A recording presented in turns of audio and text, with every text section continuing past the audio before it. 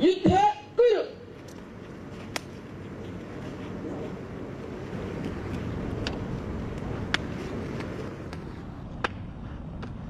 As Sanatanis, we consider ourselves as fortunate and we see it as our lifelong duty to uphold righteousness और एक शिक्षित व्यक्ति अमर है बल्कि विनम्र होना चाहिए।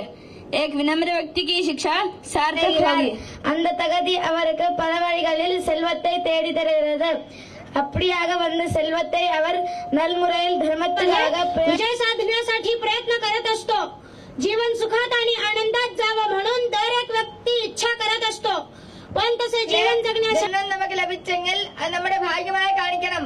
മനുഷ്യനായി ജീവിച്ചതുകൊണ്ട് നമ്മുടെ കടമ അതെന്താണെന്ന് വെച്ചാൽ നമ്മുടെ ധർമ്മത്തിനെ നിലനിർത്താൻ ಶಿಕ್ಷಣವನ್ನು ಪಡೆಯಲು ಈ ಕ್ಷಣವನ್ನು ಬಳಸಿ, ಏಕೆಂದರೆ ಕಳೆದು ಹೋದ ಸಮಯ ಎಂದಿಗೂ ಹಿಂತಿರುಗುವುದಿಲ್ಲ.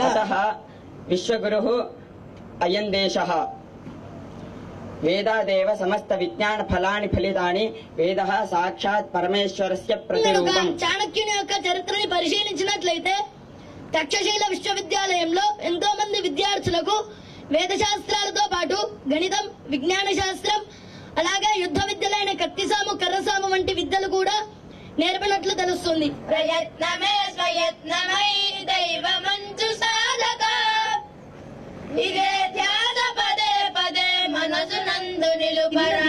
వటవృక్షం అయిపోతుంది అనడంలో ఏం సందేహం లేదు. ఒక ఘనపాటి డాక్టర్, ఐఏఎస్, ఐపీఎస్ అవుతే మన సమాజం ఎలా ఉంటుంది అనే ఒక ఐడియాలజీ నుంచి వచ్చి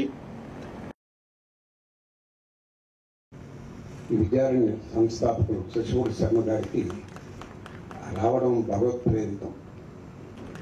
మనం we should raise warriors, not parasites.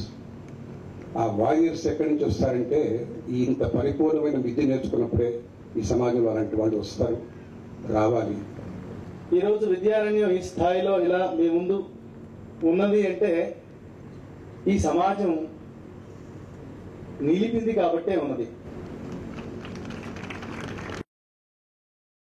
వాళ్ళ సంకల్పము బాగా నెరవేరి ఇది ఈ వార్షికోత్సవాలు ఎన్నో జరగాలని, తర్వాత వేద విద్యారణ్యం చాలా మంచి అభివృద్ధిలోకి రావాలని కోరుకుంటూ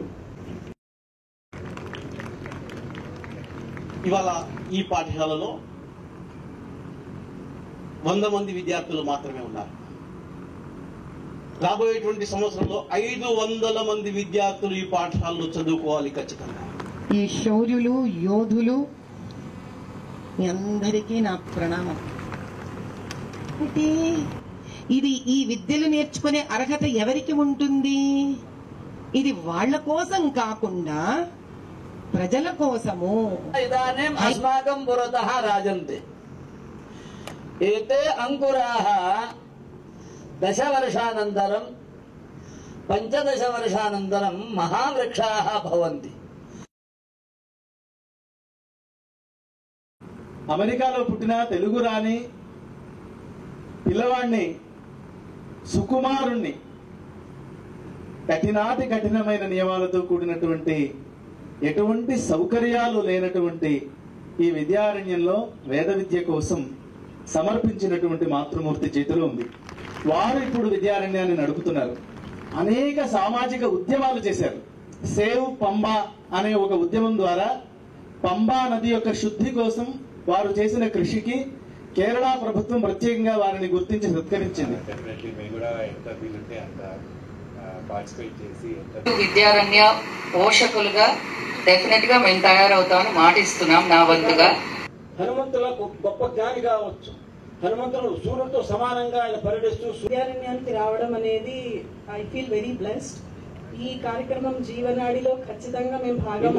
పిల్లలు వేరే వేరే చదువు చదివించి వేరే వాళ్ళకు దండం పెట్టేటట్టు చేస్తున్నారు. ఇది చదివితే మిగతా అందరూ వచ్చి మనకే దండం పెడతారు. Man with vision and commitments and నిర్వహిస్తున్నాడు, అది దండారా చూస్తున్నాడు. ఇది నాకు చాలా గొప్పగా నచ్చింది. చాలా వేద పాఠశాలలు ఉన్నాయి. అంటే అప్పుడు నేను పంపిస్తానని పర్మిషన్ తీసుకుంటాను సభాముఖంగా. వాతావరణం, చిన్న పిల్లలు వాళ్ళ ఏకాగ్రతతో మేము కూడా పాల్పంచుకుంటాం. ప్రతి నెల మీకు విద్యార్థుల తల్లిదండ్రులకి, మా కార్యకర్తలకి, మా విద్యారణ్య స్టాఫ్ కి, వర్కర్స్ కి పేరు పైన ధన్యవాదాలు తెలియజేస్తున్నాం.